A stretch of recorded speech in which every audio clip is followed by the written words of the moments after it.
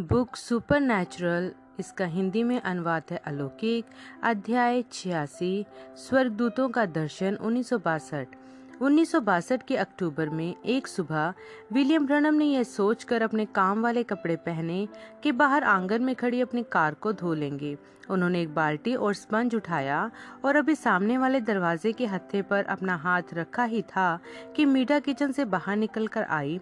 जाहिर ही था कि गुस्से में थी। उसने उन्हें बताया कि जोसेफ ने कुछ शरारत की है। अपनी शिकायतों का सारा पिटारा उड़ेलने के बाद उन्होंने कहा, बिल, मैं चाहती हूँ कि आप उसकी पिटाई लगाएं। अपनी बाल्टी को नीचे रखकर वह किचन में गए ताकि अपने 7 साल के बेटे से बात करें। जोई घबराहट के साथ अपनी उंगलियों को आपस में चलाते हुए किचन की मेज के पास खड़ा था। बिल ने एक कुर्सी और को मेज से दूर खींचा, बैठे और अपने बेटे को एक लेक्चर दिया कि उसे अपनी माँ के साथ उचित बर्ताव करने और उनकी आज्ञा मानने की जरूरत क्यों है। मुझे माफ कर दीजिए डैडी, जोसेफ ने अपने पिता के गले में बाहें डालकर उनसे चिपटते हुए कहा।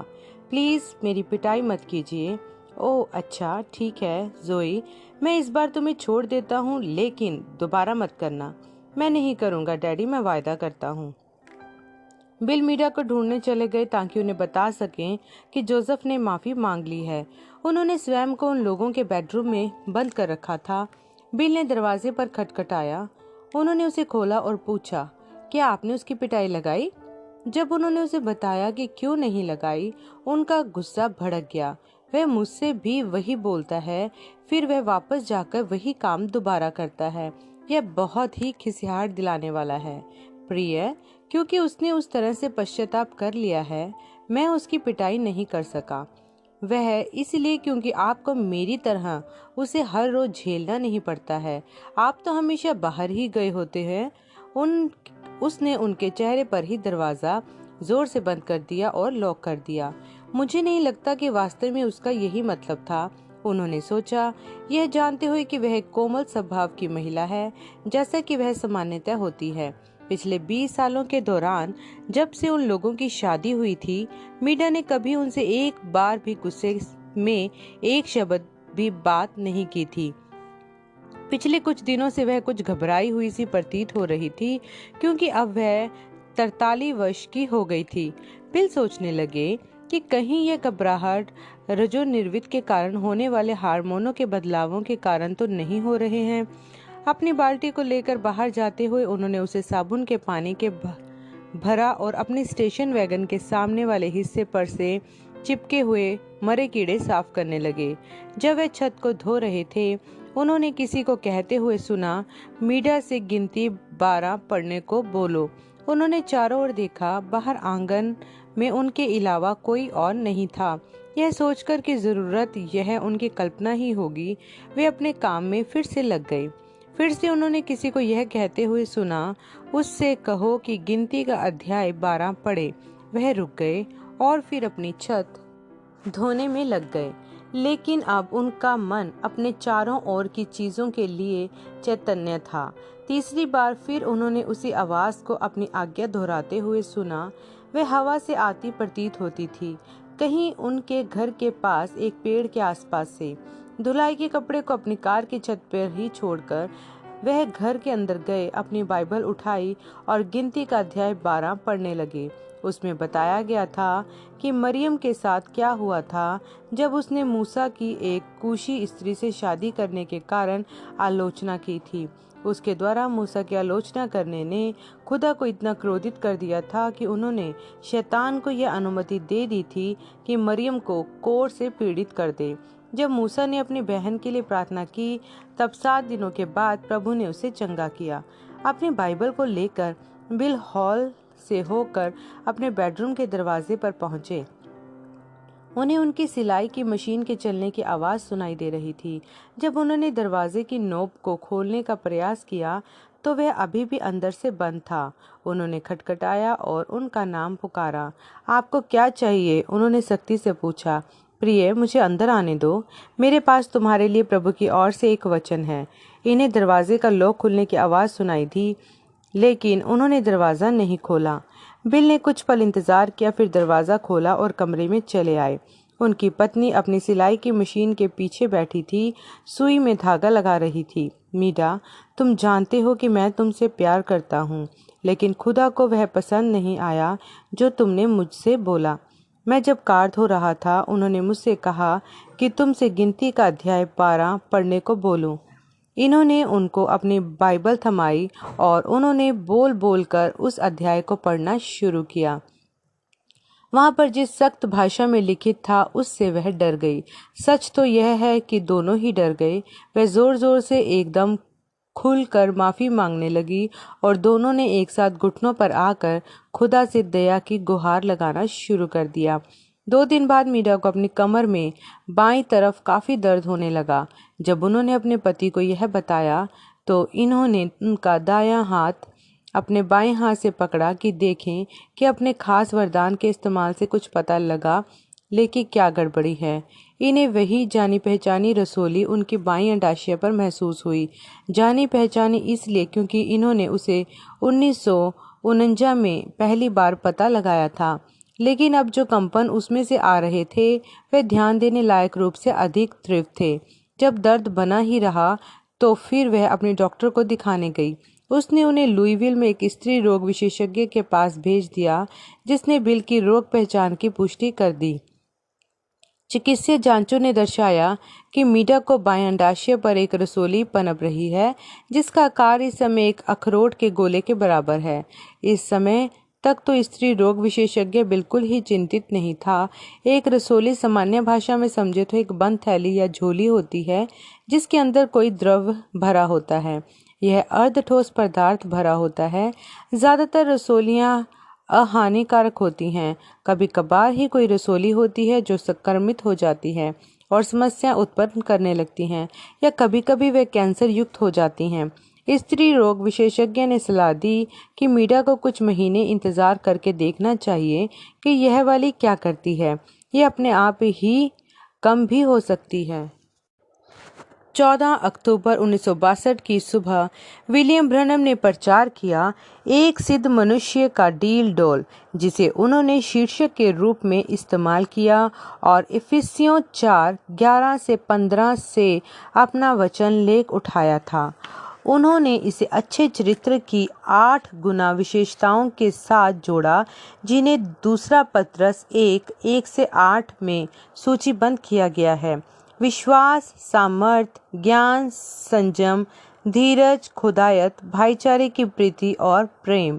वचन का यह हिस्सा भी बाकी बहुतेरे हिस्सों की तरह ही बहुअर्थी है। जाहिर सी बात है कि इसका अर्थ यह तो है ही कि सभी मसीहों में यह गुण विशेषताएं तो होनी ही चाहिए। गहराई से देखने पर इसका अर्थ यह है कि यीशु मसीह ही वह सिद्ध मनुष्य है और यह गुण विशेषताएं उन्हीं के व्यक्तित्व की हैं। यीशु के मारे जाने और फिर से जी उठने के बाद उन्होंने अपनी आत्मा को अपनी कलीसिया में भेज दिया, जो कि इस पृथ्वी पर उनकी देह है। उन्होंने इस देह को 7 कलीसियाई कालों में सिद्ध करना शुरू किया।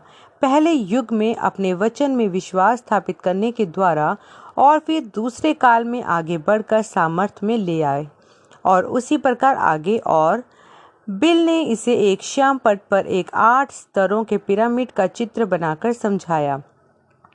सबसे नीचे वाले स्तर पर उन्होंने लिखा विश्वास, अगले पर सामर्थ्य और इसी प्रकार आगे ऊपर की ओर बढ़ते हुए जब तक कि वह 7वें स्तर पर नहीं पहुंच गए, जिसका नाम उन्होंने भाईचारे की प्रीति रखा। अपने बनाए हुए चित्र में उन्होंने एक अंतर छोड़ा। 7वें स्तर या पायदान के सपाट ऊपरी हिस्से और तिकोने चोटी के पत्थर के बीच उस चोटी के पत्थर का नाम उन्होंने प्रेम रखा।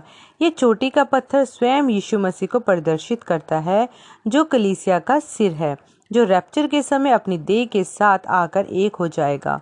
इसके बाद बिल ने बात की मिस्र के महान पिरामिड की, जो आसपास के सभी छोटे पिरामिडों के लिए एक मॉडल था।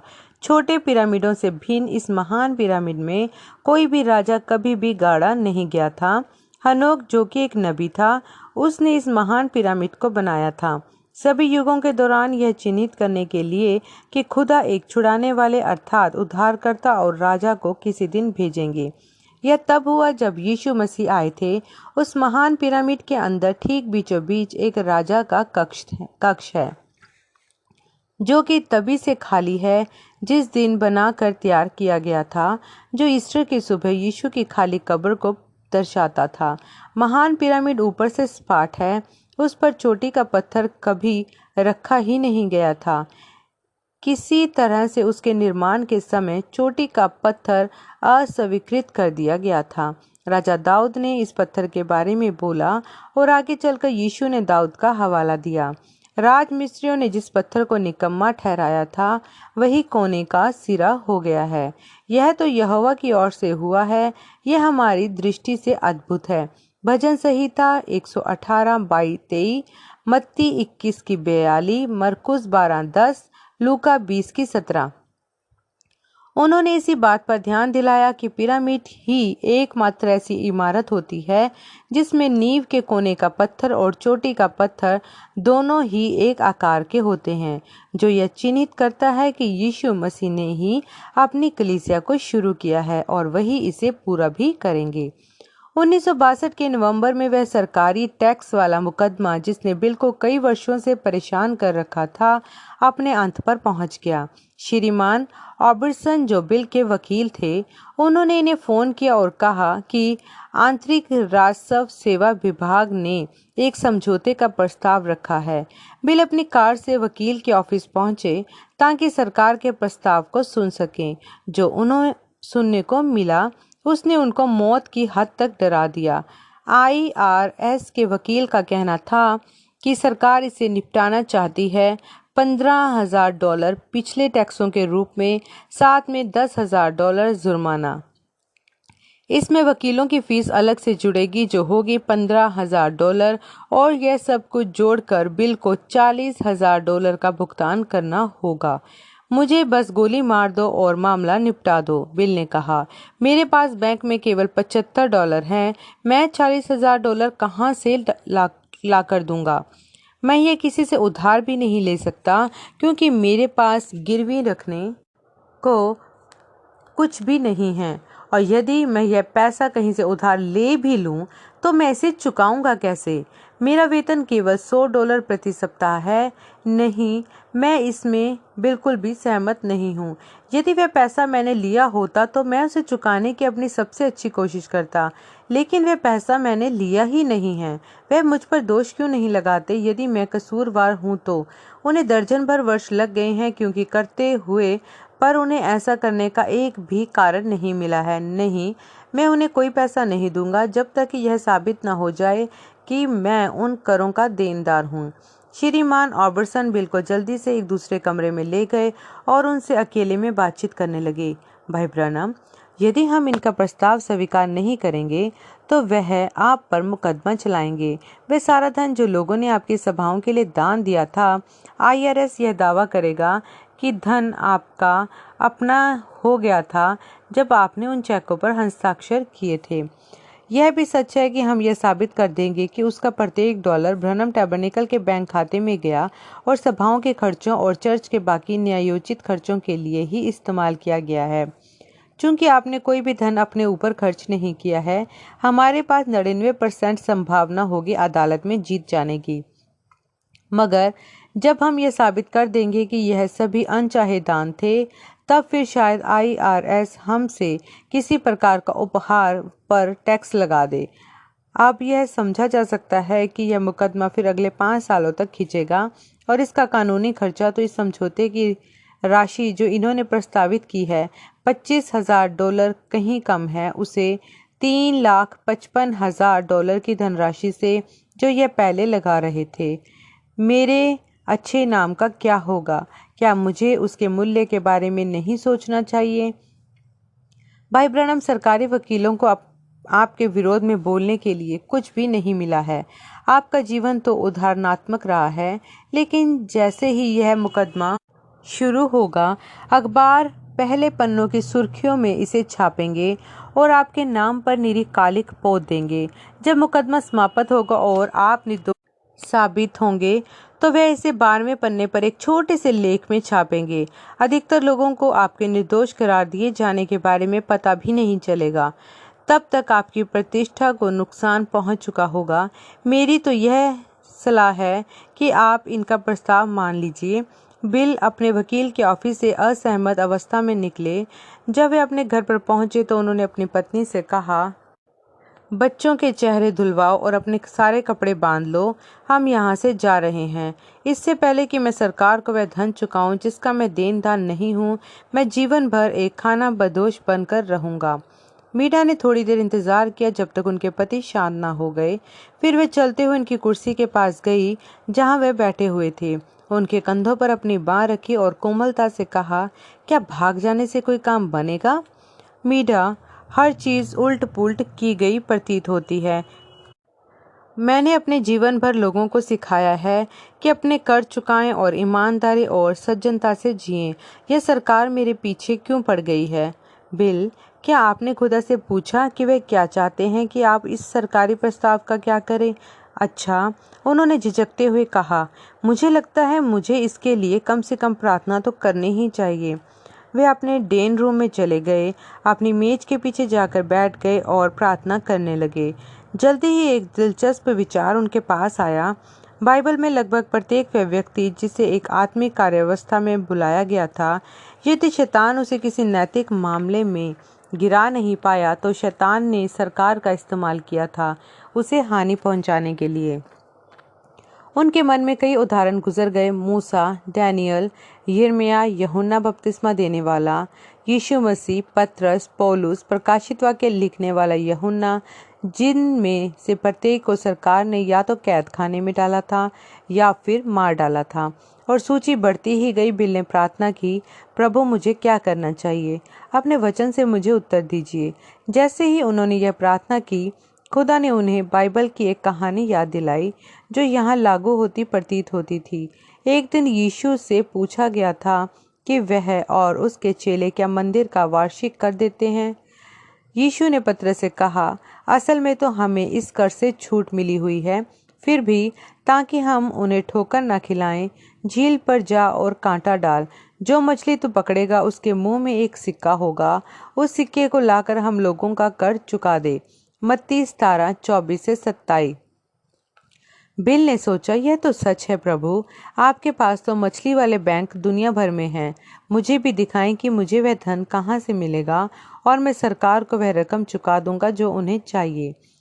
सबसे करीबी मछलीनुमा बैंक जो उन्हें मिला वह उनके पुराने मित्र विलियम डाउ थे। डाउच को जर्मन भाषा में डाउ बोला जाता है, जो बोलने में शब्द काउ से मेल खाता है। यह 99 वर्ष के लखपति जो लाइमा ओहियो में रहते थे। उन्होंने कागज के उत्पाद निर्माण से अपनी दौलत कमाई थी। विलियम डाउ ने पहली बार विलियम ब्रनम के बारे में 1958 में सुना था। वह था वह वर्ष जब उनकी पत्नी ग्लैडिस कैंसर से मर रही थी और किसी ने यह सलाह दी थी कि वह जेफरसनविल में ब्रनम कैंपस के कार्यालय में पत्र लिखे और मुफ्त मिलने वाले प्रार्थना किए हुए कपड़ों को मंगवा लें। उन्होंने वैसा ही किया। जैसे ही उन्होंने चिट्ठी को खोला और प्रार्थना किए हुए कपड़े को छुआ, उन्हें ऐसा महसूस हुआ जैसे कि बिजली जैसा कुछ उनकी देह में से होकर गुजर गया हो। वह तुरंत ही चंगी हो गई थी। डाउ परिवार गाड़ी चलाकर जेफरसनविल गया, बिल को प्रचार करते हुए सुना और फिर यीशु मसीह के नाम में बपतिस्मा ले लिया। तब से वह लगातार बिल के साथ साथ उनकी सभाओं में होने के लिए देश भर में चलते थे। विलियम डाउ ने कहा कि उन्हें बिल को वह $40,000 देने में बहुत खुशी होगी जिसकी उनको ज़रूरत थी। बिल ने उस धन को उपहार स्वरूप ग्रहण करने से मना कर दिया, लेकिन उन्होंने ऋण स्वरूप उसे स्वीकार कर लिया। इन्होंने कहा कि वह 10 वर्षों में उसे लौटा देंगे, इस आशा के साथ कि $4,000 प्रति वर्ष चुकाकर। विलियम डाउ को तो इसकी परवाह भी नहीं थी कि वह कभी वापस चुकाया जाएगा भी कि नहीं, परंतु वह इस शर्त के लिए भी इसीलिए तैयार हो गए थे क्योंकि उनको यह अपने मित्र के लिए पर्याप्त जरूरी मालूम पड़ा। नवंबर की शुरुआत में बिल ने $25,000 का एक चेक आंतरिक राजस्व सेवा विभाग के नाम लिखा। चेक के नीचे की ओर बाईं तरफ जो कारण वाले रिक्त स्थान में उन्होंने लिखा, सभी पुराने करों के पूर्ण भुगतान हेतु। फिर उन्होंने उसे डाक से भेज दिया। एक सप्ताह गुजर गया। नवंबर 22 को उन्हें श्रीपोर्ट लुजियाना में एक सप्ताह के लिए प्रचार करना था। श्रीपोर्ट के लिए रवाना होने से ठीक पहले उन्होंने बैंक को फ़ोन किया यह पता लगाने के लिए कि वह चेक बुनाया गया है या नहीं। बैंक के टेलर ने बताया कि कर दिया गया है। बिल ने फ़ोन रख दिया और चैन की सांस ली। दौड़कर किचन में गए, अपनी पत्नी को गले से लगाया और बोले, प्रिय, मैं आज़ाद हो गया। वह पुराना हिसाब किताब चुकता हो गया। अब मैं जहाँ चाहूँ वहाँ जा सकता हूँ, जहाँ कहीं जाने की प्रभु मुझे अगुवाई दे। मैं आज़ाद हूँ। ओह, ये क्या ही अद्भुत चीज़ होती है जब आपको माफ़ी मिल जाती है, जबकि मैं अपने आप को आज़ाद करने के लिए कुछ नहीं कर सकता था। उन्हें लगभग उतना ही अच्छा महसूस हो रहा था जितना उन्हें 30 वर्ष पहले हो रहा था, उस दिन जब उन्होंने यीशु को अपने उद्धारकर्ता स्वरूप कबूल किया था। वे आज़ाद थे।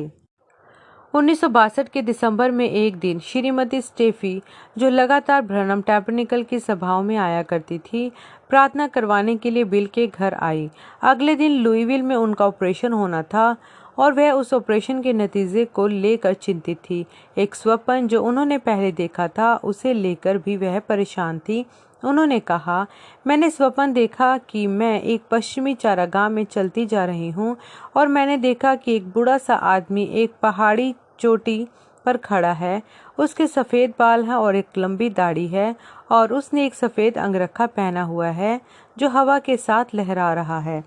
मैं सोचने लगी कि यह कौन होगा भला, लेकिन जब मैं उसके करीब पहुंची तो मुझे यह समझ में आया कि वह एलिया नबी है जो उस पहाड़ की चोटी पर खड़ा है और पूरब की ओर देख रहा है।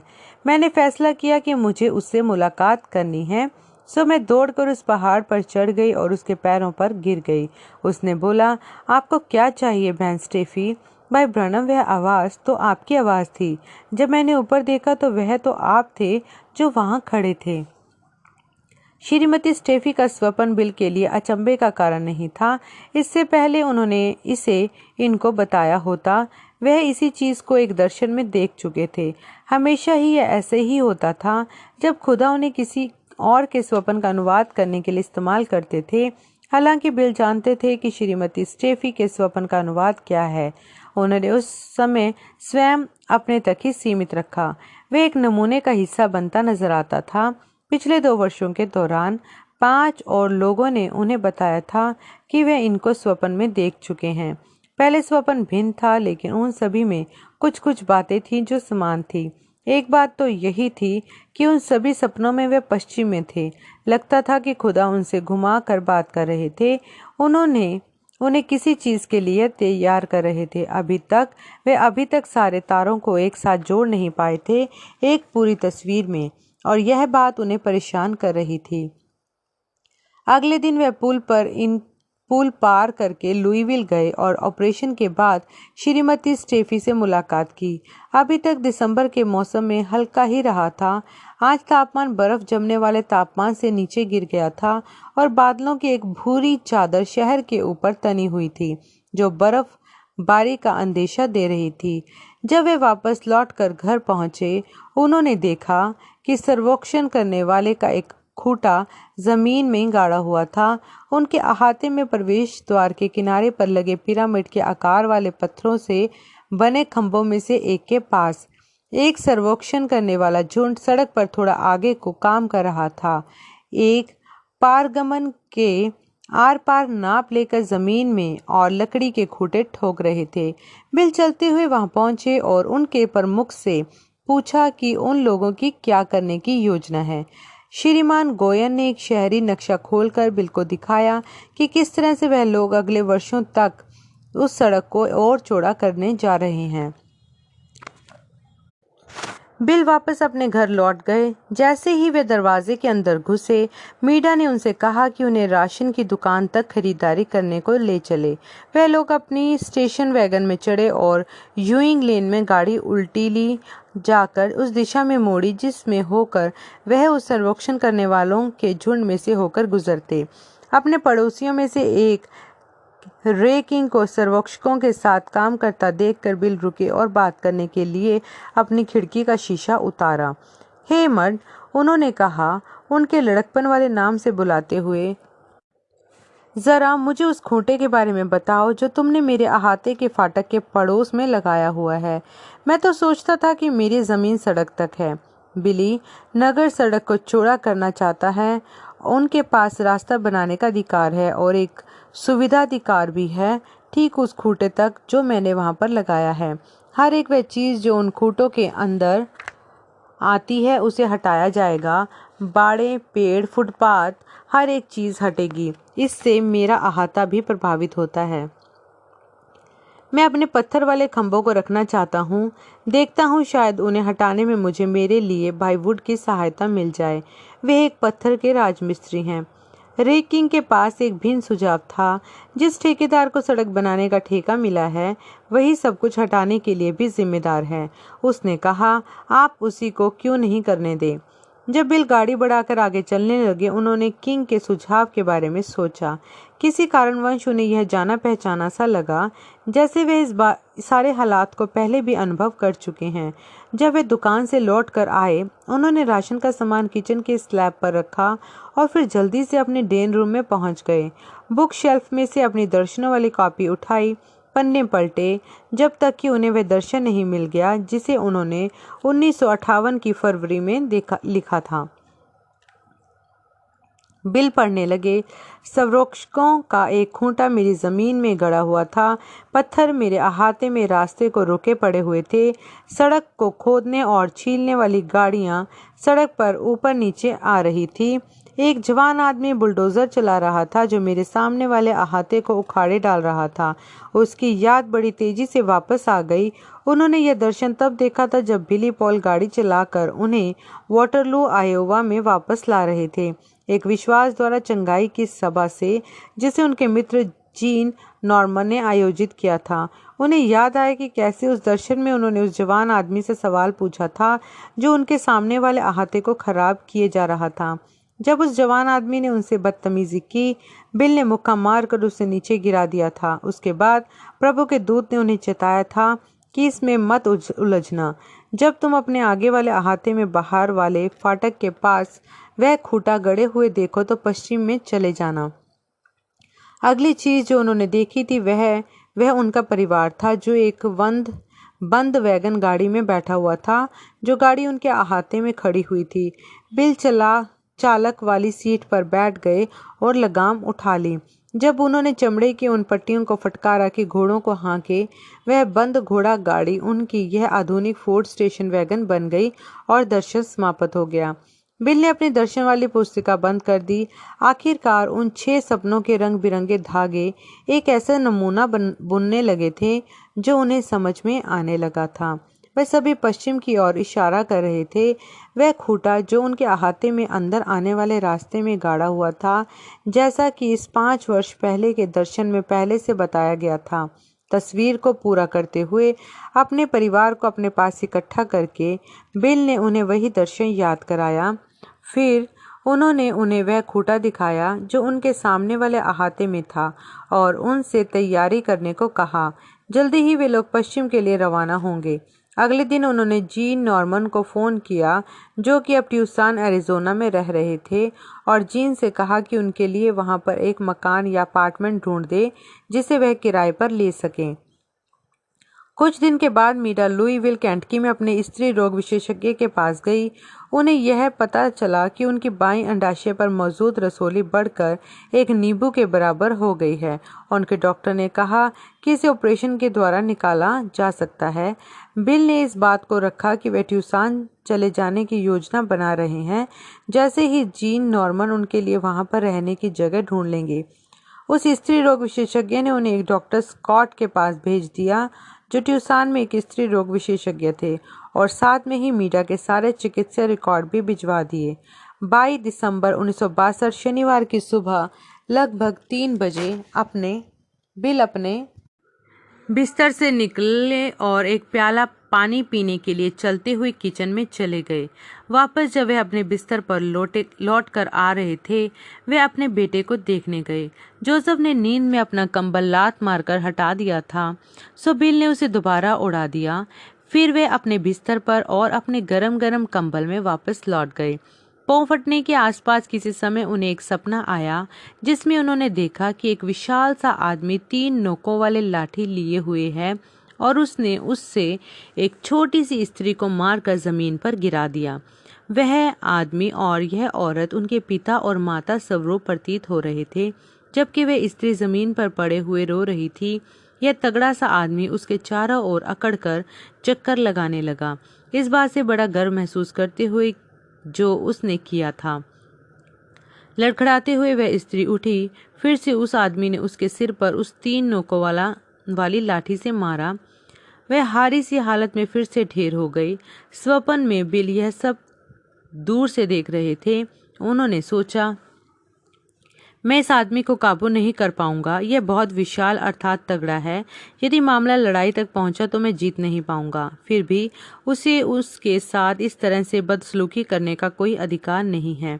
जब उन्होंने देखा उस आदमी ने उस बेचारी छोटी सी स्त्री को एक बार और मारा, इसने उन्हें इतना गुस्सा दिला दिया कि उनका डर समाप्त हो गया। वह उस निर्दयी आदमी और उसके शिकार के बीच आकर खड़े हो गए और बिल ने कहा, तुझे उसे मारने का कोई अधिकार नहीं है। अचानक बिल की बाहों की मांसपेशियां फूलने लगी और तब तक बड़ी होती गई जब तक वह एक विशालकाय आदमी प्रतीत ना होने लगे। उस स्त्री ने खड़े होने का प्रयास किया और उस आदमी ने उसको मारने के लिए फिर से अपनी लाठी उठाई। बिल ने धमकाया, यदि तूने उसे अब की मारा तो तुझे फिर मुझसे निपटना होगा। उस आदमी ने बिल की मांसपेशियों को तोला और पीछे हटा। स्वप्न से एकदम वास्तविकता में आ जाने से थोड़ा अचंभित हालत में बिल जाग गए। मीरा बेडरूम में नहीं थी। उन्हें किचन से सुबह के नाश्ते की आवाजें आ रही थी। खिड़की से देखने पर उन्हें बर्फ के छोटे छोटे फाये गिरते दिखाई दिए। अपने तकिए पर पीछे हटकर उन्होंने सोचा, यह सब किस विषय में था? यह तो बड़ी अजीब बात है कि मैं किसी औरत को सपने में देखूं। जल्दी ही एक और दर्शन आया जो उस दर्शन का अनुवाद करने के लिए आया। वह स्त्री आज चर्चों में मसीहों को प्रदर्शित करती थी और वह आदमी चिन्हित करता था उस डिनोमिनेशन तंत्र को जो उन पर शासन करता था। वह 3 कोनों वाली लाठी त्रिएक खुदा के झूठे सिद्धांत को और उसके साथ चलने वाले अधूरे बपतिस्मे को चिन्हित करती थी। हर बार जब कोई मंडली उठने की कोशिश करती है कि यीशु के नाम में बपतिस्मे के सत्य को ग्रहण करे, उनका डिनोमिनेशन उन्हें उसी त्रिएकता की झूठी शिक्षा से मारकर नीचे गिरा देता है। वर्षों तक बिल उस तंत्र को चुनौती देने से झिझकते आए थे क्योंकि वह बहुत विशाल अर्थात तगड़ा था। अंततः उन्होंने उसे चुनौती दे ही डाली और तब फिर उनके विश्वास की मांसपेशियां बड़ी हो गई और उनका आकार हो गया रोमियो 8:31 का। यदि खुदा हमारी ओर से है तो फिर हमारा विरोधी कौन हो सकता है? वह एक विचित्र सुबह थी। पवित्र आत्मा उनके चेतन मन की झिर्री पर ही मौजूद प्रतीत हो रहा था, जैसे कि एक फाख्ता उनकी निगाह के किनारे पर ही पंख फड़फड़ा रहा हो। जब वे उसको देखने के लिए पलटे तो फाख्ता पीछे हट गई। जब उन्होंने उसे नजरअंदाज करने की कोशिश की तो वह फाख्ता फिर से वापस आ गई, उनसे कूकने के लिए, ताकि वे यह भूल न पाए कि वह वहां पर मौजूद है। लगभग 9 बजे उन्होंने अपने आप को अपने बेडरूम में बंद कर लिया ताकि बगैर किसी विघ्न के वह प्रभु को खोज सकें। बिस्तर के किनारे घुटनों के बल झुककर वह तब तक प्रार्थना करते रहे जब तक कि एक दर्शन ने आकर एक दूसरे आयाम का द्वार नहीं खोल दिया। एक दर्शन और एक स्वप्न कई मामलों और पहलुओं में मेल खाते हैं। दोनों का ही काम सूचना को अचेतन मन से चेतन मन तक पहुंचाना होता है, एक तंत्रिका रासायनिक प्रक्रिया के द्वारा जो मस्तिष्क के उपरोक्त हिस्से में ही छवियों को अंकित करता है। सभी समानताओं का यहीं पर अंत हो जाता है।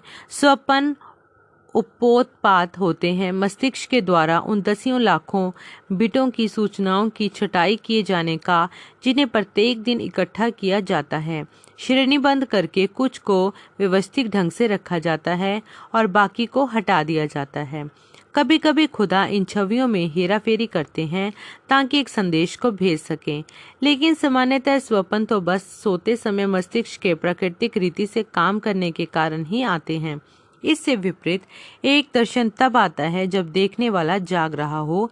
एक दर्शन के दौरान खुदा अलौकिक रीति से संवेदात्मक तंत्रिकाओं को काम में लिए बगैर सीधे रूप से मस्तिष्क में छवि को उत्पन्न कर देते हैं। बिल ने इसे कभी कभार यह कहकर समझाने का प्रयास किया कि एक दर्शी का चेतन मन और अचेतन मन एक साथ मिले होते हैं। विद्युत धारा की शब्दावली के प्रयोग से इसे शायद इस प्रकार बताया जा सकता है। अलौकिक रीति से प्रेरित काल्पनिक वास्तविकता दर्शी के परिप्रेक्ष्य से वह वहीं पर होता है, देख रहा होता है, सुन रहा होता है और अनुभव कर रहा होता है। इस दर्शन ने उन्हें ट्यूसान एरिजोना के उत्तर पूर्व में एक पहाड़ी इलाके में पहुंचा दिया। लाल मिट्टी की ढलानों और चट्टानी ऊंचाइयों पर कहीं कहीं कटीले पौधे उगे हुए थे। हालांकि वह उसे दर्शन में देख नहीं पा रहे थे, लेकिन बिल जानते थे कि वह अपने बेटे जोसेफ से बात कर रहे हैं। पास ही में एक झाड़ी थी जिसमें छोटी छोटी चिड़ियाएं भरी हुई थी, जैसे गाने वाली नन्ही बया होती है, ऊपर की टहनियों पर बैठी थी। झाड़ी का आकार ऐसा था कि चिड़ियों का यह झुंड पिरामिड नुमा आकार बनाता दिख रहा था। वह थकी हुई, मैली और यहाँ तक कि युद्ध में चोटें खाई हुई सी प्रतीत हो रही थी, जैसे कि वह बहुत दूर से उड़ती हुई आई थी और बस थक कर ढेर हो गई थी। वह आगे पीछे एक टाहनी से दूसरी टाहनी पर लगातार चहचहाते हुए फड़फड़ाते फिर रही थी। ऐसा लग रहा था जैसे कि वह इन्हें कुछ बताने का प्रयास कर रही हो। फिर एक चिड़िया पूरब की ओर उड़ गई और अगले ही पल पूरा दल उसके पीछे हो लिया। उसी पिरामिड के आकार को बनाए हुए उड़ गई। उसके फौरन बाद ही उनको कुछ बड़े पंखों के फड़फड़ाने की आवाज आई। पश्चिम से स्लेटी फाख्ताओं का एक झुंड आया और इनके सामने से वी जैसे आकार को बनाए हुए उड़ता निकल गया और उन्हीं छोटी चिड़ियाओं के पीछे पूरब की ओर चला गया। इस दर्शन में बिल आगे की ओर झुके और अपनी पैंट के पांचे से एक गोखरू निकाला। एक धमाके ने पूरी पृथ्वी को हिला दिया, जिसके कारण पहाड़ों के ढलान पर चट्टानें लुढ़क कर नीचे गिरने लगी। वह धमाका ऐसा था जैसे गर्जन का शब्द ऊपर हुआ हो, या शायद प्राश्रव्य गति से चलने वाला हवाई जहाज जो धरती के पास से उड़ रहा हो, ध्वनि की रफ्तार से अधिक गति अर्जित की हो। पश्चिम की ओर देखते हुए बिल ने एक पिरामिड के आकार में सितारों के एक झुरमुट को देखा, आकाश में चमकते देखा। वह बड़े होते चले जा रहे थे, जैसे कि वे उन्हीं की ओर से आ रहे हों, इतनी तीव्र गति से जो इनके सोचने को बाहर हो। तब इन्हें यह आभास हुआ कि वह सितारे नहीं थे, बल्कि स्वर्गदूत थे। शक्तिशाली जीव जिनके पंख पीछे की ओर तने हुए थे, सिर थोड़े से एक और घूमे हुए थे, सफ़ेद युद्ध कवच पहने हुए थे, अनंतता के आयाम से इन्हीं की और तीव्र गति से आ रहे थे। वे इतनी गति से उन तक पहुंच गए थे कि बिल के पास उन्हें सटीकता से गिनने का समय भी नहीं था। वे 5 से कम नहीं थे और 7 से ज़्यादा नहीं थे। इससे पहले कि वे अपनी पलक झपक भी पाते, उन्होंने इनको आकर घेर लिया और इनको ऊपर उठाकर बीच में ले गए। वे उन्हें इस समय देख तो नहीं पा रहे थे, लेकिन इन्हें उनके मौजूदगी की शक्ति प्रभाव अपने चारों ओर महसूस हो रही थी। उन्होंने सोचा, इसका अर्थ तो ज़रूर यही होगा कि मैं किस किस्म के धमाके में पड़ने से मरने वाला हूँ। फिर उन्होंने सुना कि जोसेफ उन्हें बुला रहा है। उन्होंने सोचा, नहीं, मैं तो उस धमाके में मारा जा चुका हूँ। इसने तो जोसेफ को भी मार डाला होगा। मैं तो अभी भी उस बोलते बात करते हुए सुन पा रहा हूँ। इसके अलावा मृत्यु दूत हमेशा अकेला ही आता है। यदि वहाँ 5 दूत हैं तो 5 तो अनुग्रह को दर्शाता है, और यदि वहाँ 7 दूत हैं तो 7 तो पूर्णता की संख्या है। चाहे जो भी हो, यह मेरी नई सेवकाई की चरमोत्कर्ष को प्रभावित कर रहा हो सकता है। उन्होंने अपनी आवाज़ ऊंची करके पुकारा, प्रभु यीशु, आप क्या चाहते हैं कि मैं करूं? अचानक बिल को अपना बेडरूम दिखने लग गया। 10 बज रहे थे और उन्होंने मीरा को दरवाजे का बंद हैंडल घुमाते हुए और उन्हें पुकारते हुए सुना। इन्होंने जवाब नहीं दिया। इनकी जुबान सुन सी पड़ी मालूम हो रही थी, जैसे कि एक दांत के डॉक्टर ने इन्हें सुन करने वाला इंजेक्शन लगाया हो। उनकी पूरी देह उन्हें ढीली और खर्च सी हो चुकी महसूस हो रही थी। कभी कभी मसीही लोग बात करते हैं प्रभु की उपस्थिति को महसूस करने के विषय में, जैसे कि वह बड़ी सुखद अनुभव होता है। जब वह ऐसा करते हैं तो असल में वह भ्रमित होकर उनकी आशीष को उनकी उपस्थिति होने का धोखा खा रहे होते हैं। सर्वशक्तिमान खुदा की वास्तविक उपस्थिति इतनी ज़्यादा जोरदार और विस्मयकारी होती है कि यह किसी व्यक्ति को लकवाग्रस्त होने की हद तक डरा सकती है। यशायाह और प्रकाशित वाक्य लिखने वाला यूहन्ना दोनों को ही इस प्रकार का अनुभव प्राप्त था, जहाँ पर वे इसी अति विस्मयकारी जोरदार उपस्थिति के पास खड़े हुए थे और उन्हें ऐसा लगा था जैसे कि मर ही जाएंगे। यशायाह 6:1-5, प्रकाशित वाक्य 1:10-18। ऐसा ही बिल को इस समय महसूस हो रहा था। मीडा ने उनके बेडरूम में जाने के प्रयास छोड़ दिए। धीरे धीरे वह सुन्नपन बिल की मांसपेशियों से चला गया। जब उन्हें खड़े होने लायक ताकत महसूस हुई तो वे फर्श पर 30 मिनट तक चहलकदमी करते रहे, दर्शन के द्वारा पूरी तरह से चौंकी हुई हालत में, ये सोचते हुए कि इसका मतलब क्या होगा। वे अभी भी यह सोच रहे थे कि इसका अर्थ उनकी मृत्यु हो सकता है। भला कैसे कोई भी ऐसे विस्फोट से बचकर निकल सकता है। आखिरकार वह रुके और प्रार्थना करने लगे, प्रभु यीशु, यदि इस दर्शन का अर्थ यह है कि मैं जल्दी ही मरने जाने वाला हूँ, तो क्या आप कृपया मुझे बताएंगे? तब मैं समझ जाऊंगा कि अपने लोगों को इसके बारे में नहीं बताना है। यदि इसका अर्थ मेरी मृत्यु ही है, तो कृपया अपने सामर्थ को फिर से मुझ पर वापस भेजें ताकि मैं जान सकूं। उन्होंने कुछ देर प्रतीक्षा की, कुछ भी नहीं हुआ। जबकि वह वहां खड़े हुए थे, उन्हें ऐसा लगा कि वह छोटी छोटी चिड़ियाएं शायद उनकी सेवकाई के पहले खिंचाव को प्रदर्शित करती हैं। वे उनका हाथ वाला चिन्ह, यदि ऐसा ही था, तो फिर चिड़ियाओं का वह दूसरा झुंड उनकी सेवकाई के दूसरे खिंचाव को प्रदर्शित करता है। दर्शन के द्वारा हृदय परख, शायद फिर तो स्वर्गदूतों का वह झुरमुट उनकी सेवकाई के तीसरे खिंचाव को प्रदर्शित करता है। वह प्रार्थना करने लगे, प्रभु यीशु, यदि इसका अर्थ उस समय मेरी मृत्यु नहीं है, बल्कि इसके बजाय इसका अर्थ यह है कि आप मुझसे कुछ करवाने जा रहे हैं जो मुझ पर आगे चलकर प्रकट किया जाएगा, तो फिर अपनी सामर्थ को मुझ पर दोबारा वापस भेज दें। उस भवंडर की शक्ति अर्थात जोर ने, जो उनके चारों ओर घूर्णन कर रहा था, उसने उन्हें फर्श पर से उठाकर कमरे के एक कोने में पहुंचा दिया। स्तंभता से और अर्धचेतन अवस्था में जब वह अपने होश में आए तो वह बैठे हुए थे और उनकी बाइबल उनकी गोद में रखी हुई थी, रोमियो के अध्याय 9 पर खुली हुई। उनको एक बलशाली प्रभाव महसूस हुआ कि वे उस अध्याय की अंतिम 4 आयतें पढ़ें। सो हम क्या कहें?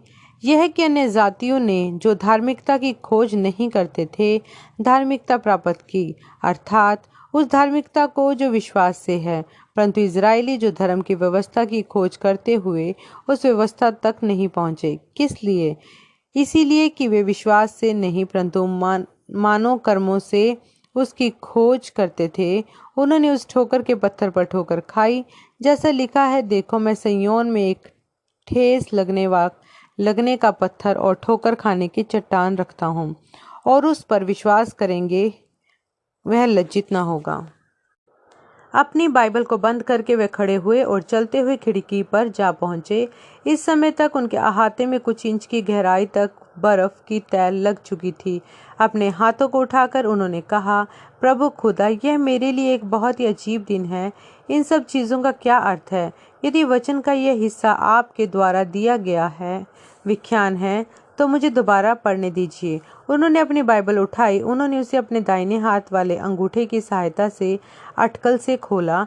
वह फिर से उसी जगह पर खुला। देखो मैं सिय्योन में एक ठेस लगने का पत्थर। दिसंबर 30, 1962 रविवार की रात को बिल ने एक संदेश प्रचार किया जिसका शीर्षक उन्होंने रखा, श्रीमान, क्या यही अंत का चिन्ह है? अपने श्रोताओं को उस दर्शन के बारे में बताने के बाद जिसमें वह स्वर्गदूतों के झुरमुट में उठा लिए गए थे, वे उन संभावनाओं पर मनन करने लगे थे जिनके विषय में प्रकाशित वाक्य 10:21-7 में बताया गया है। प्रकाशित वाक्य 10 के पहले हिस्से में यूहन्ना ने मसीह को देखा था, एक महाबली स्वर्गदूत के रूप में। स्वर्ग से उतरते हुए उन्होंने बादल ओढ़ा हुआ था। उनके सिर के ऊपर मेघधनुष था। उनका चेहरा सूर्य की मानित प्रज्वलित था और उनके पांव आग के खंभे के सरीखे थे। एक हाथ में उन्होंने खुली हुई पुस्तक पकड़ी हुई थी। जब उनके पैरों वह आग के खंभे दुनिया से आकर लगे, उन्होंने एक सिंह की तरह दहाड़ा और तुरंत ही यूहन्ना ने गर्जन के 7 आवाज़ों को सुना, पर उसे वह लिखने को मना कर दिया गया जो गर्जन के उन आवाज़ों में कहा गया था। तब मसीह वाचा के दूत ने कहा कि आखिरकार वह समय आ गया है कि सातवां दूत खुदा के भेद प्रकटीकरण को पूरा कर दे, कम से कम भेद का खुलासा उस हद तक जहां तक खुदा अपने नबियों को देख लेने की अनुमति दे। बिल ने कहा, मैं विश्वास करता हूं कि प्रकाशित वाक्य 10 की 7 का 7वां दूत ही प्रकाशित वाक्य 3 की 14 वाले 7वें कलीसियाई काल का संदेशवाहक है। वचन के दोनों लेख एक ही व्यक्ति के विषय में कह रहे हैं। वह संदेशवाहक जो अंतिम कलीसियाई काल के लिए है, ध्यान दें कि वह उसके पास किस किस्म का संदेश है। खुदा के सभी भेदों को पूरा करना जो पुस्तक में लिखे हुए हैं। सातवां दूत सारे छूटे हुए टुकड़ों को लेगा जिनको सुधारक और धर्म विज्ञानी लोग सही जगह जोड़कर समझा नहीं पाए थे। वे उन्हें एक साथ जोड़ देगा, खुदा के सारे भेद को पूरा कर देगा, कम से कम जिस हद तक पुस्तक में लिखा हुआ है। इसके बाद बिल अपनी स्कोफील्ड वाली अध्ययन बाइबल से मत्ती 13 में पढ़ने लगे, जहां खुदा के भेदों के बारे में उल्लेख दिया गया है। रेवरेंड स्कोफील्ड ने लिखा है, वचन में जब शब्द भेद आता है तो इसका अर्थ होता है वह सत्य जो पहले छिपा हुआ था लेकिन अब दिव्य रीति से प्रकट कर दिया गया है, परंतु उसमें एक अलौकिक तत्व ऐसा होता है जो प्रकट कर दिए जाने के बावजूद भी रह जाता है। कुछ महान भेद हैं। पहला, स्वर्ग के राज्य के भेद। दूसरा, इस युग में इज़राइल के अंधेपन का भेद। तीसरा, इस युग के अंत पर जीवित संतों के बदल जाने का भेद। चौथा, नए नियम की कलीसिया का भेद जो कि यहूदियों और अन्य जातियों से मिलकर बनी हुई है। पांचवा, एक कलीसिया स्वरूप मसीह की दुल्हन का भेद। छठा, अंदर वास करने वाले मसीह का भेद। सातवां, खुदा जो मसीह है का भेद, अर्थात खुदातव की परिपूर्णता का सदैव वास करना मसीह में, जिसमें मनुष्य के लिए संपूर्ण दिव्य बुद्धि का वास क्रियान्वित था। आठवां, उस प्रक्रिया का भेद जिसके द्वारा खुदा के स्वरूप में वापस आना मनुष्य के लिए प्रदान कर दिया गया है। नौवां, अधर्म का भेद। 10वां, 7 सितारों का भेद। 11वां, बाबुल का भेद। रेवरेंड स्कोफील्ड के लेखों में इन भेदों के लिए वचन के हवाले क्रमशः हैं। पहला, मत्ती 13:3 से 50। दूसरा, रोमियो 11 से 25 संदर्भ सहित। तीसरा, पहला कुरिन्थियों 15:31 से 52। पहला थिस्सलुनीकियों 4:14 से 17। चौथा, इफिसियों 3:1 से 11। रोमियो 16:25। इफिसियों 6:19। कुलस्सियों 4:3। पांचवा, कुलस्सियों 2 दूसरा और 9वां। पहला कुरिन्थियों 2:7। 8वां, पहला कुरिन्थियों 3:16। 9वां, दूसरा थिस्सलुनीकियों 2:7। मत्ती 13:33। 10वां, प्रकाशित वाक्य 1:20। 11वां, प्रकाशित वाक्य 17:5 और 7। मूल्यतः बिल इस सूची से सहमत थे, लेकिन उन्हें लगा कि श्रीमान स्कोफील्ड ने पर्याप्त आगे तक उसे सूचीबद्ध नहीं किया। उन्होंने जोड़ा, 12वां, सर्प वंश का भेद। 13वां, अनुग्रह के सच्चे अर्थ का भेद जो कभी भी निरादर के साथ बना नहीं रह सकता है। चौथा, नरक का भेद। वह बहुत लंबे समय तक और भयानक हो सकता है, लेकिन वह कभी भी अनंत नहीं हो सकता है, क्योंकि शब्द अनंत का अर्थ है जिसका ना कोई आरंभ है और ना ही कोई अंत। और नरक की सृष्टि की गई थी और इसलिए वह नष्ट भी कर दिया जाएगा। 15वां, बिना किसी संवेदना के प्राप्त होने वाले पवित्र आत्मा के बपतिस्मे का भेद, बल्कि यह कि मसीह का व्यक्तित्व आपके अंदर होकर उन्हीं कामों को करे जो उन्होंने किए हैं। 16वां, पानी के बपतिस्मे का भेद, जहां पर अतित्रिएकता वादियों ने पिता, पुत्र और पवित्र आत्मा की पदवियों का इस्तेमाल किया, यह समझे बगैर कि यह पदवियां प्रभु यीशु मसीह में पूरी हो चुकी हैं। 17वां, आग के स्तून का अंत के समय में वापस लौट आने और अंतिम कलीसियाई कालों के दूत में होकर स्वयं को प्रकट करने का भेद। 18वां, 7 मोहरों के द्वारा प्रकाशित वाक्य में जो पुस्तक सीलबंद थी उसके साथ भेद। नोट, विलियम ब्रनम ने इन भेदों के वचनों से हवालों को इस संदेश के दौरान नहीं बताए थे, क्योंकि उन्होंने फिर से उन प्रत्येक विषयों को विस्तार से दूसरे संदेशों में रखा। मैंने यहाँ पर कुछ हवालों को सूचीबद्ध किया है ताकि उस पाठक की मदद हो सके जो उत्सुक हों। हवालों की एक संपूर्ण सूची बनाने में तो कई पन्ने लग जाएंगे। निश्चय ही भेद का प्रकाशन समझाए जाने में होता है।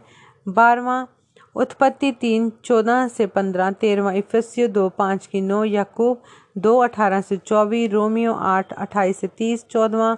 विलियम ब्रनम ने सिखाया कि नरक वास्तविक में, लेकिन वचन का कोई भी हिस्सा यह नहीं कहता है कि नरक अनंत है। मत्ती 18:8 और मरकुस 9:45 दोनों यही कहते हैं कि आग हमेशा जलती रहती है, लेकिन यह नहीं कि लोग हमेशा तड़पते रहते हैं। प्रकाशित वाक्य 20:14 कहता है कि मृत्यु और नरक दोनों को ही आग की झील में डाला जाएगा, जो कि दूसरी मृत्यु है, विनाश। दूसरा थिस्सलुनीकियों 1:9 कहता है कि पापियों को हमेशा के लिए नष्ट कर दिए जाने की सजा मिलती है। निश्चय ही एक बार जब वह नष्ट हो जाते हैं तो वह नष्ट होना स्थायी है। पाप की एक सजा तो मिलनी ही चाहिए, नहीं तो खुदा न्याय नहीं बचा। लेकिन दया से भरे हुए खुदा उस सजा पर एक उचित सीमा भी स्थापित करते हैं। यदि लोग नरक में हमेशा पीड़ित ही होते रहेंगे, तब तो उनके पास अनंत जीवन होना चाहिए। सच्चाई तो यह है कि हमेशा जीवित रहने का एक ही तरीका है, और वह यीशु को अपने प्रभु और उद्धारकर्ता स्वरूप ग्रहण करना है। 15वां यूहन्ना 3:1-8, 6:28-29, 14:12, 16वां मत्ती 28:19, प्रेरितों के काम 2:38, 17वां प्रेरितों के काम 26:13-19, प्रकाशित वाक्य 1:11, 21:6, 22:13। पहले युग में एक संदेशवाहक था जो आग के स्तून के द्वारा अगुवाई प्राप्त था, क्योंकि यीशु ही आदि और अंत है, और जो कुछ यीशु ने पहले कलीसिया काल में किया वही वे अंतिम कलीसिया काल में करेंगे। 18वां प्रकाशित वाक्य 6:1-17, 8:1। अपने संदेश के अंत में बिल ने कहा, यहाँ पर आज रात वह लोग बैठे हुए हैं जो ओहियो नदी के किनारे पर उस समय खड़े थे जब उस आवाज ने मुझसे कहा था, जैसे यूहन्ना बपतिस्मा देने वाला मसीह की पहली आमद का पेशरो होने के लिए भेजा गया था, तुम मसीह की दूसरी आमद के आगे आगे चलने वाले संदेश के साथ भेजे हो।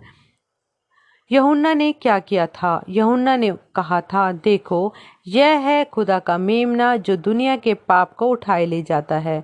मेरे भाइयों बहनों, क्या वही घड़ी फिर से आ गई है?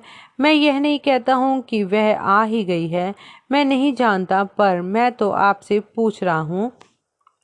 मैं चाहता हूं कि आप इसके बारे में सोचें।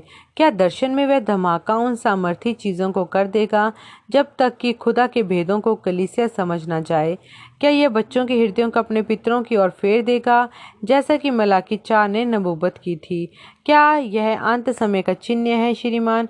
मैं नहीं जानता, लेकिन यह मुझे बहुत ही अधिक वचनानुसार लग रहा है। मैंने उन दूतों को देखा था, फिर एक गर्जन जैसे धमाके ने पृथ्वी को हिलाकर रख दिया था। खुदा जानते हैं कि मैं आपको सच बता रहा हूँ। बस इतना याद रखें, कुछ घटित होने जा रहा है। मुझे ये कहने दे, क्योंकि मैं पश्चिम जा रहा हूँ। यह ऐसी बात नहीं है कि मैं इस टैबरनेकल को छोड़ दूंगा। यह तो वह कलीसिया है जो प्रभु खुदा ने मुझे दी है। यही तो मेरा मुख्यालय है। मैं तो बस एक आज्ञा की आज्ञाकारिता हेतु जा रहा हूँ, जो मुझे दर्शन के माध्यम से दी गई है। मेरा बेटा बिली पॉल ही मेरा सचिव रहेगा। मेरा ऑफिस ठीक यहीं पर इसी चर्च में रहेगा। खुदा की सहायता से मैं यहाँ आ जाऊँगा जब यह चीज़ पूरी हो जाएगी और 7 मोहरों का प्रचार करूँगा, और जो कोई टेप मैं बनाऊँगा वह यहाँ इसी कलीसिया में ही बनाऊँगा, ठीक यहीं पर। जहाँ तक मैं जानता हूँ वह स्थान है जहाँ पर मैं ज़्यादा आज़ादी के साथ प्रचार कर सकता हूँ, जितना मैं दुनिया में कहीं भी कर पाऊँगा, क्योंकि आप लोग मुझ में विश्वास करते हो। मैं नहीं जानता कि भविष्य में क्या रखा है, पर मैं यह जानता हूँ कि भविष्य किसके हाथ में है। यह मुख्य बात है। आमीन।